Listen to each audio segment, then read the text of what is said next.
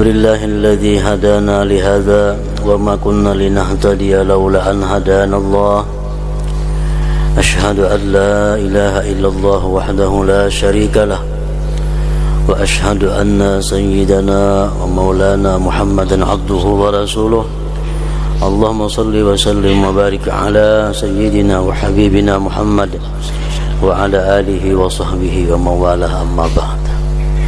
Yang kita hormati dan kita cintai para habaib, para alim ulama, guru-guru agama, para muhibbin, hadirin hadirat rahimakumullah. Puji syukur selalu kita haturkan kehadirat Allah Subhanahu wa ta'ala atas limpahan karunia,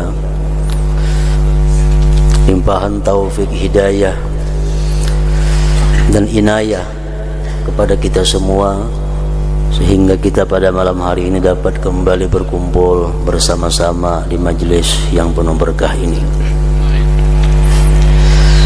Kemudian tidak lupa salawat dan salam selalu kita haturkan keharibaan junjungan kita Nabi besar Muhammad sallallahu alaihi wasallam, dan juga kepada seluruh keluarga, para sahabat, zurriyat dan pengikut beliau ila yaumil qiyamah.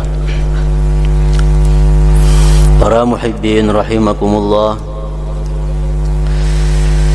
sampailah kita kepada surat yang ke-30 dari surah-surah Al-Quran. Al-Thalathu min surat Al-Quran suratul Rum Makkiyah wa ayatuha sittun. Yang ke-30 dari surat-surat yang ada dalam Al-Quran, yaitu surat yang bernama Ar-Rum.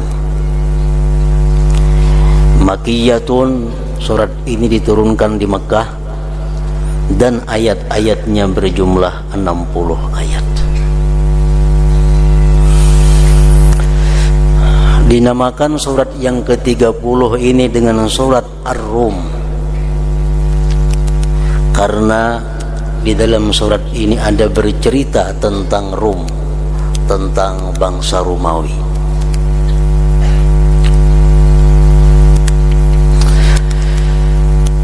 Sebagaimana disebutkan, difirmankan oleh Allah Subhanahu wa ta'ala, "Ghulibatir Rum bi adnal ardi wa hum min ba'di ghalabihim sayaghlibun."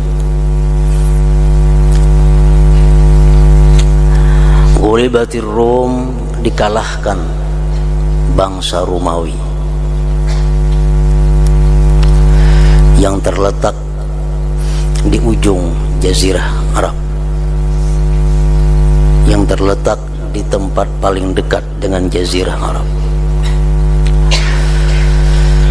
Wahum min ba'di ghalabihim, dan mereka itu bangsa Rum sesudah mereka itu kalah, sayaghlibun, selagi akan mengalahkan. Ghulibatir Rum artinya adalah dikalahkan bangsa Romawi. Bangsa Romawi itu adalah bangsa yang beragama Nasrani. Agama Nasrani adalah agama yang mempunyai kitab samawi. Dikalahkan itu bangsa Rum di tempat yang paling dekat dengan jazirah Arab.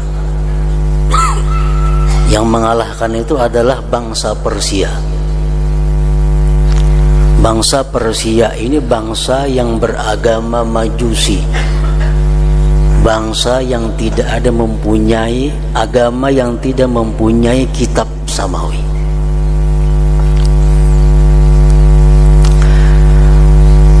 Wahum min ba'di ghalabihim, dan mereka itu bangsa Romawi sesudah terkalahkan tadi, selagi akan balik mengalahkan orang-orang Persia.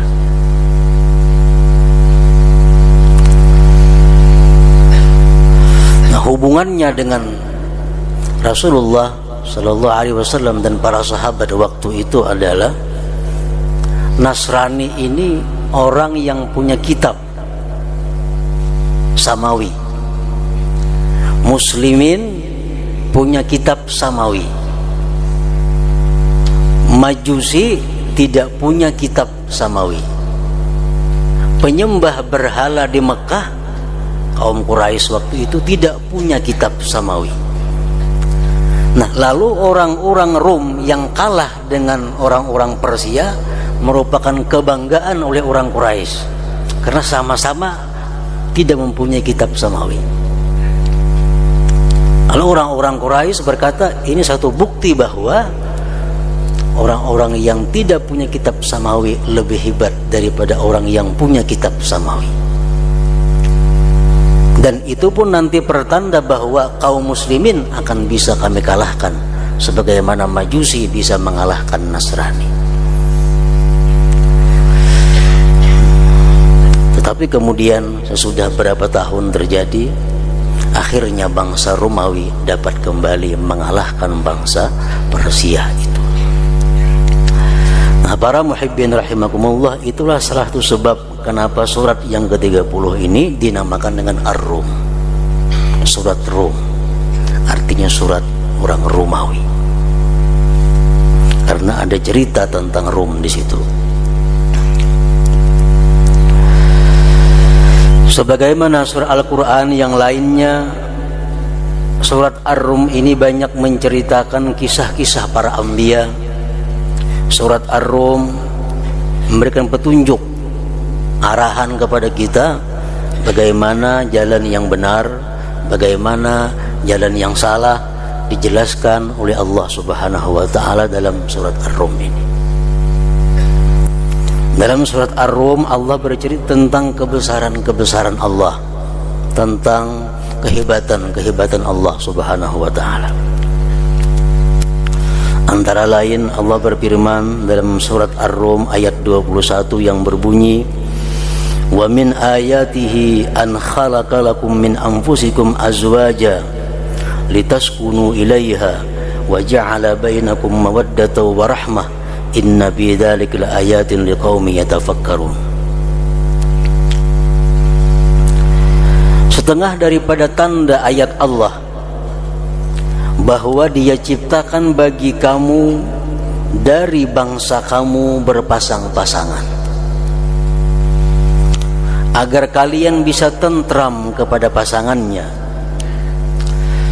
dan Allah menjadikan di antara kalian itu mawaddatan warahmah, cinta dan kasih. Sesungguhnya pada yang demikian itu merupakan ayat kebesaran Allah bagi kaum yang mau berfikir. Para muhibbin rahimakumullah, di dalam ayat tadi ada 3 hal yang bisa kita ambil. Yang pertama adalah Allah menjadikan manusia berpasangan min ampusikum, dari bangsa kamu, dari manusia juga.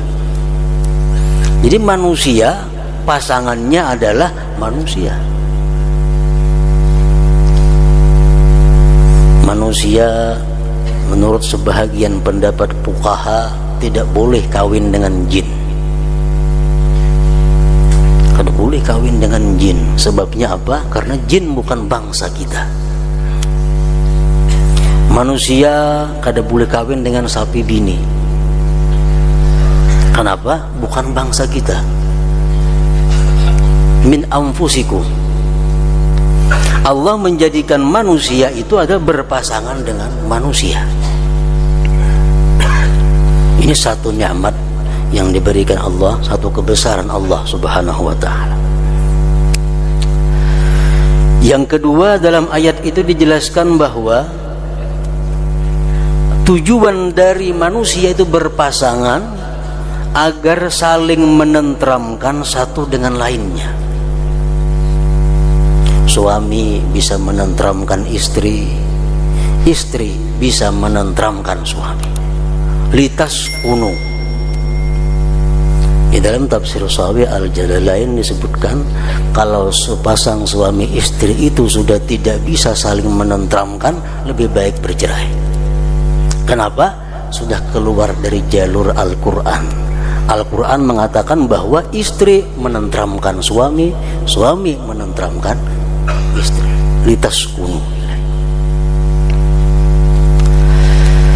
Yang ketiga, Allah jadikan satu pasangan dengan yang lainnya itu mawaddah, cinta, warahmah, kasih sayang.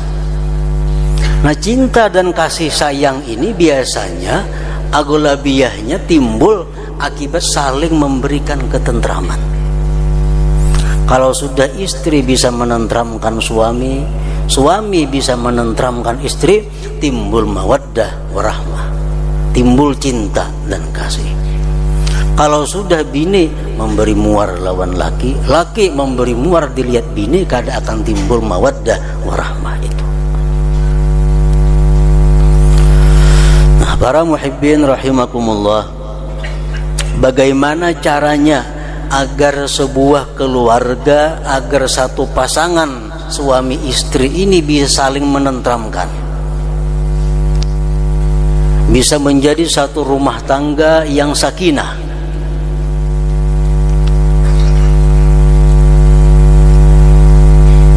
Tidak ada lain adalah kembali kepada aturan Allah Subhanahu wa ta'ala. Rumah tangga yang tentram, rumah tangga yang bahagia dunia dan akhirat sampai ke akhirat, tidak ada jalan lain selain daripada menuruti aturan-aturan yang ditetapkan oleh Allah Subhanahu wa ta'ala. Nah, bagaimana kita menuruti aturan-aturan itu kalau kita belum kenal apa yang mesti dilakukan oleh suami, apa yang mesti dilakukan oleh istri? Nah, seorang laki-laki wajib mengetahui apa tugasnya, apa kewajibannya terhadap istri. Seorang istri wajib mengetahui apa tugas kewajibannya terhadap suami. Bila suami istri melaksanakan tugas dan kewajibannya itu, pasti akan timbul ketenangan, akan timbul ketentraman. Nah, kalau sudah salah satu ini kadang melaksanakan tugasnya, akan sulit mencari ketenangan dan ketentraman itu. Nah, para muhibbin rahimakumullah, oleh karena itu para ulama fakih menyatakan dalam beberapa kitab fikih tentang apa-apa yang mesti dilakukan oleh suami, apa-apa hal yang wajib dilakukan, yang wajib dikerjakan, yang wajib diberikan oleh suami kepada istrinya.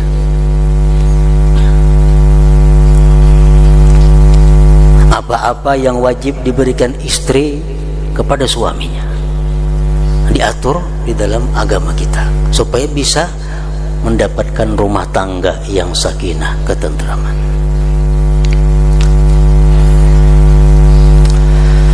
Setidaknya di dalam beberapa kitab fikih disebutkan ada 7 yang menjadi kewajiban suami.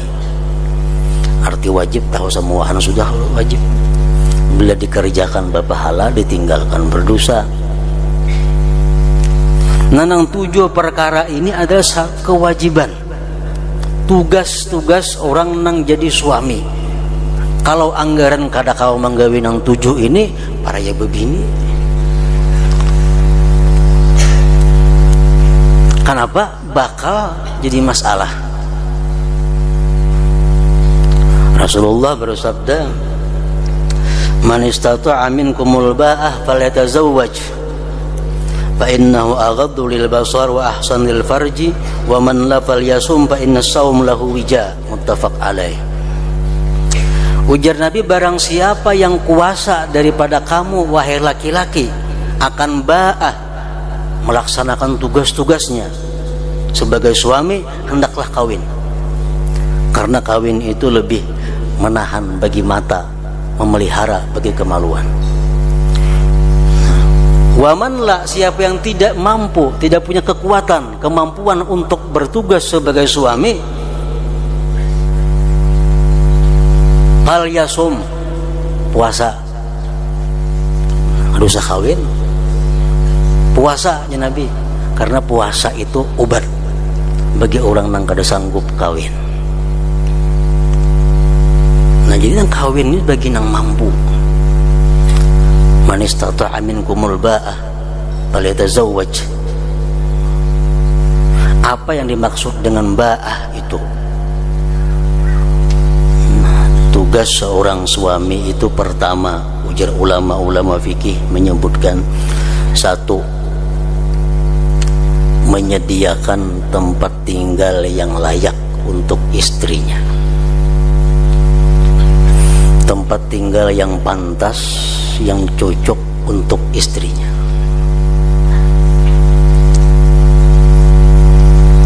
Nah, itu kewajiban. Anak babini di mana garang, jangan dulu berdiam, cariakan dulu wadahnya.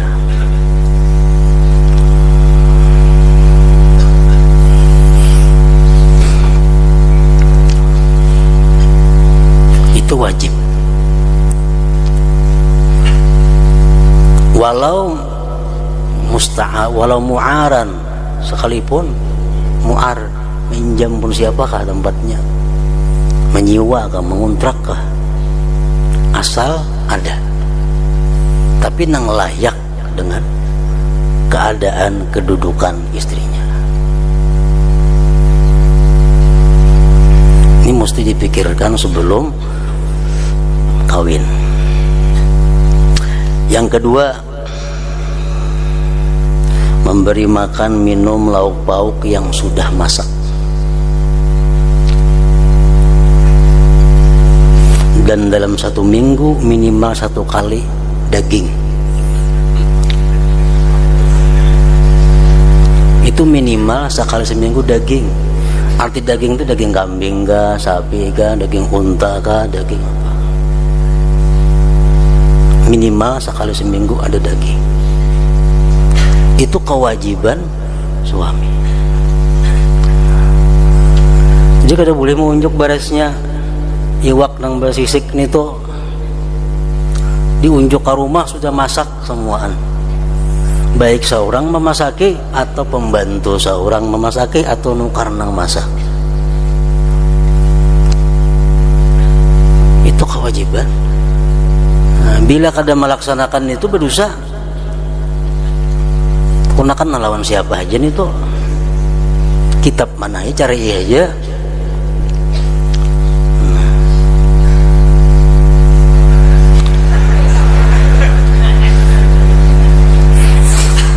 Jadi anak kawin itu belajar bemasak dulu, maka laki-laki nih belajar bemasak, belajar mengolah gangan, belajar macam-macam supaya bisa memberi makan minum lauk pauk yang sudah masak, dan dalam 1 minggu sekali minimal 1 kali daging.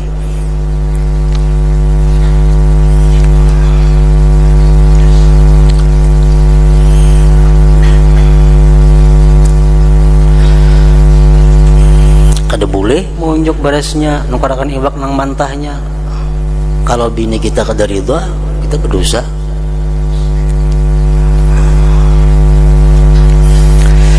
Yang ketiga, memberikan perkakas tidur,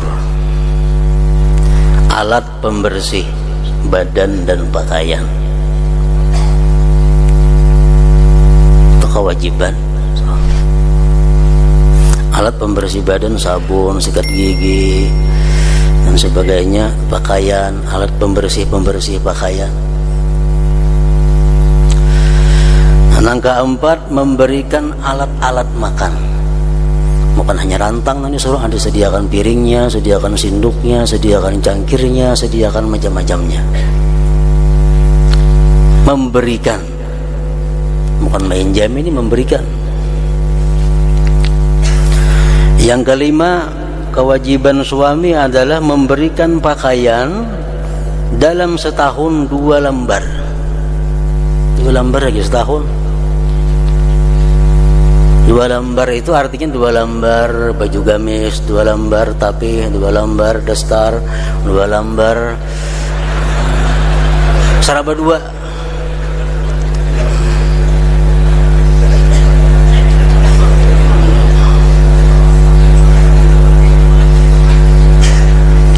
Dan sepasang sandal.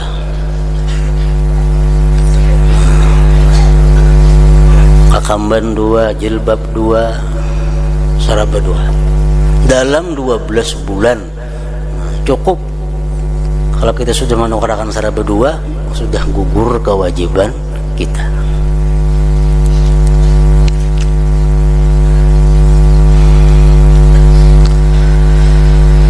Yang keenam, menyediakan pembantu sekurang-kurangnya 1 orang dan menanggung biaya pembantu. Bersih rumah, apalagi banyak menggunakan anak, itu kewajiban suami. Jadi bila kita kadang melaksanakan kewajiban ini hari-hari, maka minta ridha lawan bini. Sampai bini cium tangan kita, cium tangan bini pulang.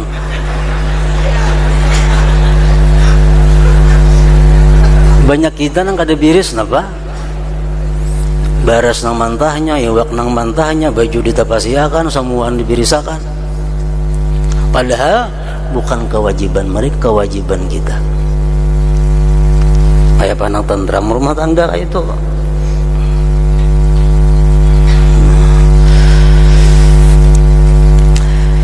Jadi siapa yang kada mampu yang demikian, kata Rasulullah, kada usah kawin, banyak puasa.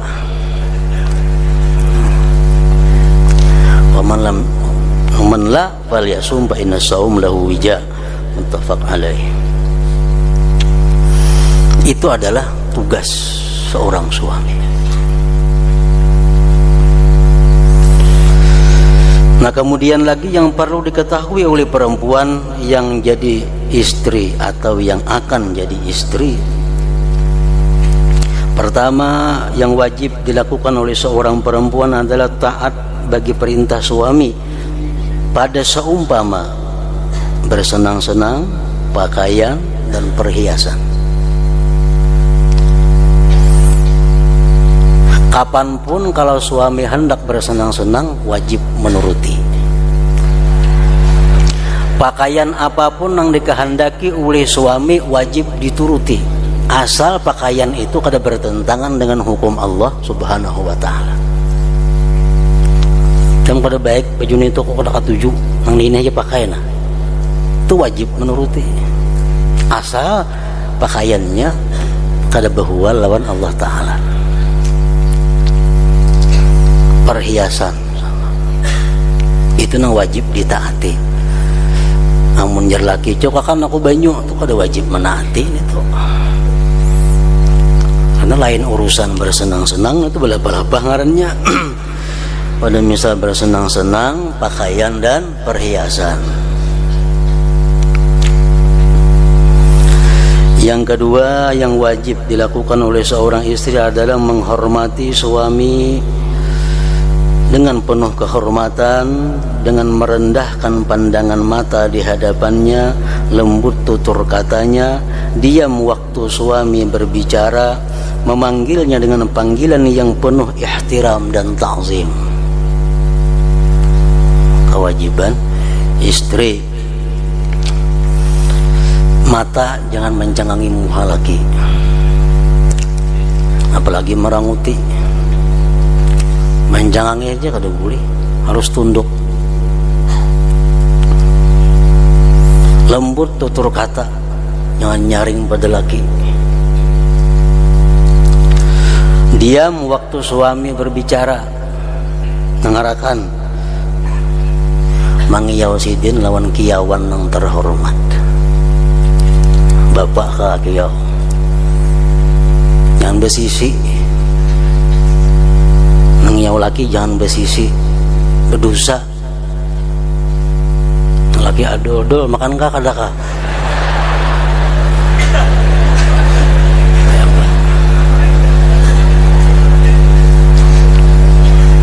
Makan kaur seorang ya. Bujur aja itu kaur seorang, kada salah bini. Panggillah panggilan yang penuh kehormatan dan ta'zim. Ummahatul mukminin radhiyallahu anhum tidak pernah manggil Rasulullah dengan ucapan, dengan panggilan sisi, ya Rasulullah, ya Nabi Allah, panggilan istri-istrinya Rasulullah. Yang ketiga, menampakkan cinta dan gembira di hadapannya. wajib. Yang kelima, manis muka di hadapannya, jangan marangut tadi. Yang ketiga, menampakkan cinta dan gembira di hadapannya. Yang keempat, malu dan tawadhu terhadap suami.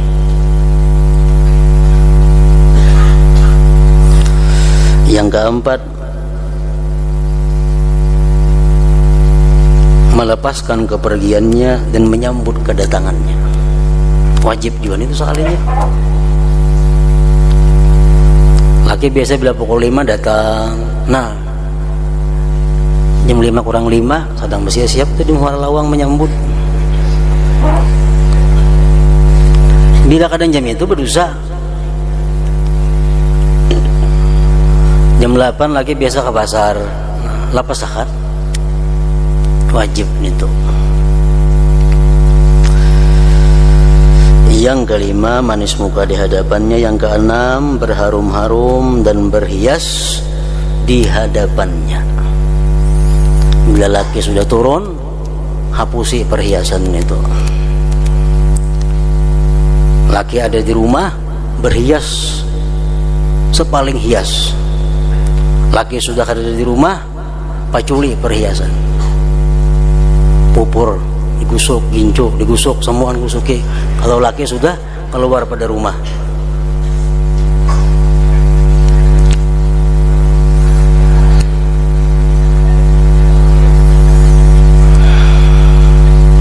Yang ketujuh, menawarkan dirinya ketika mau tidur.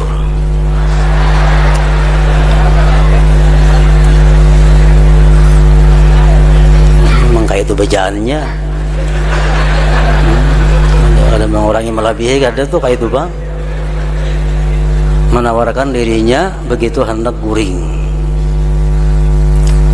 Masalah tawaran diterima kadang kita sarang laki aja lagi, cuma ditawari.